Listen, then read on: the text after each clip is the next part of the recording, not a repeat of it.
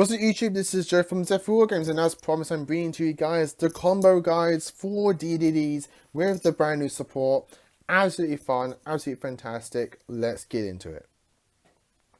So yes guys, this is going to be your combo guides for DDDs. I'm going to be showing you guys, in terms of the combos, lots of combos, but 3 different hands, like 3 different combinations of cards that perform different like the same combos but different end boards depending on what you want to do. So this video is going to be long, but I like to do these IRL, so it does take a little bit longer as opposed to like Yugioh videos. If you want to see more, I will probably be doing more in the future as I learn more, if I find it to be like dramatic and drastic in terms of like what it can produce.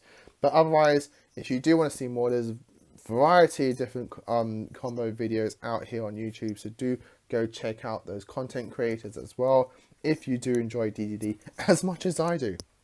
But here you're going to be seeing, as I said, 3 different combo scenarios in terms of like different hands, but you're going to be seeing many different end boards, and I'll explain to you obviously as I go. But before I get into all of that, if you enjoyed, give us a like and subscribe down below. Ding that notification bell, because obviously if you enjoy a person's content here on YouTube, you don't want to miss out on that content, and that notification bell helps prevent that. And all of that is greatly appreciated, and thank you guys so much for doing so. So with all that said and done, let's get into these DDD combos. So the first one is going to be the 1 card combo that you can play if you have access to Go Zero King Rage. Obviously if you don't have access to Go Zero King Rage, like myself, crying face, tear down my eyes, everything like that, hurts my soul, you can't perform these combos in particular. But it's good to know them even if you can't use Rage, because you never know when Konami might give us a treat and allow us to use Rage, and then you've already prepared yourself mentally with those combos in mind. So with Kepler, you can normal summon him and use his effect to grab yourself Gate. You play Gate and you grab yourself your Griffin. You special your Griffin since you control a DDE, and then you link those 2 off and you make yourself your Gilgamesh. You use your Gilgamesh and you set your scales of Go Zero King Rage and Cerberus. The reason you play Cerberus is because Cerberus allows you to level adjust to 4. So now with this, you can pen summon out monsters from levels 1 to 5. So you pen summon out your Kepler and your Griffin. If you have a card in your hand, you can use Griffin's effect, but it doesn't really matter. You use Cerberus to make Kepler a level 4, and you overlay these into your DDD Wave King Caesar. From here, you then use your Caesar and you jump straight into your Marksman King Tail, and then you link these 2 off, and then you make yourself another Gilgamesh. From here you can use King Tail's effect, and you can send from your deck a DD monster or Dark Contract. From here we're going to send us a Necro Slime. From here we're going to use the Necro Slime's effect and banish it with a DD. We're just going to banish the Kepler because we don't need it anymore. And we're going to make ourselves a Genghis. We're then going to overlay the Gilgamesh into a Divisor King Marketer. And this is going to trigger the Genghis. And I'm going to pause here because literally, this is how the base combo works. This is how the combo works for the single Kepler using the Zero King Rage. But what you want to end on vastly differs depending on what you summon and how you go off from here. So I'm going to show you all 3 scenarios, 2 that I've seen and 1 that in fact all 3 of them I've seen, and 1 of them I personally like myself if I was to be able to do this combo. And it all differs on what you end on. So 1 that I've seen is that you summon up your Griffin, you use your Griffin's effect, you add a DD card, so you add your headhunt and you set your headhunt. From here you can make another Gilgamesh if you want. It's completely up to you. But that's 1 end board. You have a Divisor who can pop and steal 2 cards and you have a Headhunt who's a monster negates plus a steal, and then you can have a Gilgamesh as well. That's one scenario end board. If we wind back, use your your Genghis, and you can revive yourself a Wraith King Caesar, and then you use your Caesar with your Machina, make yourself your third Gilgamesh. You can then use Caesar to add a Dark Contract. From here, you can add yourself a Swamp King, play Swamp King, banish 2 DDs from grave, make a Genghis, overlay into a High Wraith King Caesar, and then you can use this and slap another Machina on top. So you can have a Machina who can pop and steal like 3 cards, and a Caesar who can negate 2 summons. That's one scenario that you can do. A scenario that I personally like, in all honesty, is that you revive the Caesar. So you have this on board. You revive the Caesar. I would then link these 2 off into the Gilgamesh, and I'll use my my Wraith King Caesar to add not Swamp King, but Contract with Eternal Darkness. So I can then set that, and this is my end board. So I'll have a Machina who can pop and steal 3 cards in technicality, because you can pop the Eternal Darkness.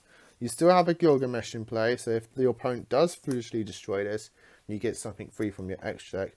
But you have the Eternal Darkness, which, depending on the matchup, if you know what you're facing, is a complete blowout, because it locks your opponent out from targeting your field or just monsters on the board in general. But also your opponent cannot use monsters for fusion, synchro, or XC summons. So it's basically a Vanity's Emptiness in that matter. So this is what I would personally do. But that you can see a single Kepler, depending on what you revive and how you use what you revive with your Genghis, just completely changes what your end board is. You still get on like bare minimum 3 disruptions, which is absolutely nuts. But that's just what you can do. So that is your 1 card combo. I'm going to tidy this up, and I'm going to show you guys the 2 card combo. Boom, boom, boom. So this is your 2 card combo. At the bare minimum, what you need is this. This is what you need to get to. And you can alternate with Gate and Kepler as like any replacements for these 2 cards. But this is what you want to get to end on your board on like 8 disruptions. 8 disruptions, guys. 8 disruptions from a deck that was apparently dead, but not anymore. It's insane. And literally these 2 cards do this. I believe I've done this already in a combo on the channel, but now you have one place, a one-stop shop to see this as well. There's a variety of different ways you can end on the board. I'm going to show you just now, but this is what I personally like to do it, because it's a bit more streamlined for my brain to work and how for me to process it. But as I said, there's a multitude of different ways and different scenarios that you can get to this end board, but you're going to love this end board. You normal summon your Copernicus and you send your Necro Slime. You special summon your Griffin, and then you link summon into your Gilgamesh. Where is he? There he is. From here, you're going to use your Gilgamesh to set your scales of your Sub Orthros and a Ragnarok. From here, you're going to pen summon back out your Copernicus and your Griffin. You can use Griffin's effect if you want, but it doesn't matter. You're then going to overlay into your Wraith King Caesar. You're then going to use your Orthros effect to pop itself and the Caesar, and then you're going to trigger Caesar's effect to add yourself a Dark Contract. We're going to add ourselves Dark Contract with the Swamp King. From here, we're going to use the Necro Slime's effect engrave to banish it and Copernicus and fusion summon out your Genghis. From here, we're going to use the Gilgamesh and just slap a Deus Machina on top. This triggers the Genghis to revive a DD from grave, and we're going to revive ourselves the Wave King Caesar. From here, we're going to use Caesar and then summon King Tail on top. And for me personally, this is why my combo differs between most people's. Most people's ways of doing this, the King Tail is optional, but for me, it's like mandatory. So you detach a material from King Tail, reduces attack points by 1,000 to burn your opponent for 1,000.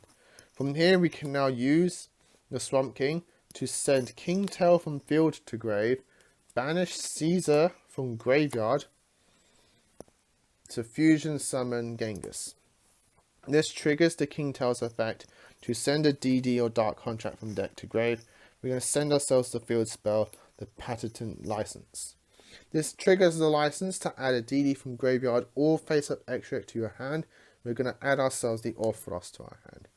From here, we're going to overlay our 2 Genghis to make the High Wave King Caesar. This triggers the Ragnarok to special summon DD from graveyard, special summon the Griffin, and then you can take 1,000 damage. So you're going to now have a chain link 1 of Griffin to search your DD card, and then you're going to have yourselves a chain link 2 of Orthros to special summon itself. Special summon Orthros, and you're going to activate your Griffin. There's a multitude of cards that you can add of Griffin depending on what you want to end your board on. So there's 2 personally that I like myself on a personal matter, and I'm going to show you guys the both end board scenarios on what you can get as a result. So I'm going to go with the one that's quite popular at the moment and I'm currently playing. You're going to add yourselves DD Headhunt. You're then going to synchro off these 2, and you're going to make yourselves a Siegfried. You're going to set the Headhunt and pass turn. So here you have a monster negate in the Headhunt that also steals if it's from the extra deck. You're going to have a Deus Machina who can pop this to steal, detach 2 and steal, so that's 2 disruptions there, plus the 3. Spell and Trap negate, that's 4. You're going to have 2 summon negates of the Caesar, that's 6. 6 interruptions just off this one combo.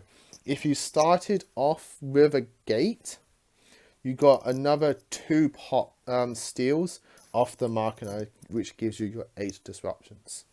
That's what you can possibly end on off the 2 card combo. This is the bare minimum. This is what you can always be ending on with 2 cards. Pretty much 99% of the time you're ending on this with 2 cards if you're not interrupted. And even then, if you're interrupted, you're going to get most of this on board. There's a multitude of different ways you can perform this combo. This is what I personally like to do because I've memorized it the most. But what you can also do if you don't add the Headhunt off the Griffin, and if you do play the spicy tech, if you play Newton in your deck, you can add Newton off the Griffin. Then you can use Newton's effect to discard Newton and add a Dark Contract from grave to hand. So you can add your Patent License back to your hand, play it on the field zone. So now not only do you have the 6 interruptions from here, you've gained 2 more interruptions thanks to the license being a Dark Contract on the field for your marking, as I mentioned before, if you started with gate. But now you have a license document locking your opponent out from summoning synchro monsters and Xyz monsters, which is bonkers. As these 2 are currently, from what I've seen, the most popular summoning mechanics currently in the meta.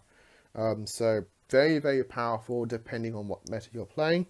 Being able to get this back if you play the Newton tech. So I'm going to now move all of this away and show you guys the 2 card combo, which seems to be a brick to some people, but in all actuality is not. And all it is a gate and a swirl slime. It's a very weird combo, but if you open up with just these 2 cards, you can at least get 3 to 4 disruptions, which is very, very strong. So you're going to play your gate, and you can use your gate's effect to add Copernicus to hand. You're going to normal summon Copernicus and use this effect to send DD Lamia from deck to graveyard. This is why we still play Lamia, or one of them. You're going to use Lamia's effect to send Gate to graveyard, special summon herself. You're going to link summon, Lamia gets banished. You can make yourself the Gilgamesh. Use Gilgamesh's effect to set and scale Thomas and your Griffin. You're then going to pendulum summon out only one monster, and that is the Copernicus. You're going to use Griffin's effect to pop itself and just increase Gilgamesh by like 800 points. And you're going to use Thomas to add Griffin back to hand. You're then going to use the Swirl Slime to fuse it with Griffin. And you're going to make a Flame King Genghis. And then you're going to overlay the Gilgamesh into a Machina. You're then going to trigger the Genghis to revive a DD from graveyard. We're going to revive the Griffin. This is going to trigger Griffin's effect to add a DD from deck, DD card from deck to hand. You're going to add yourselves the Headhunt. You're going to overlay your Copernicus and your Griffin. And you're going to make yourself a Caesar. And then you're going to link these two off.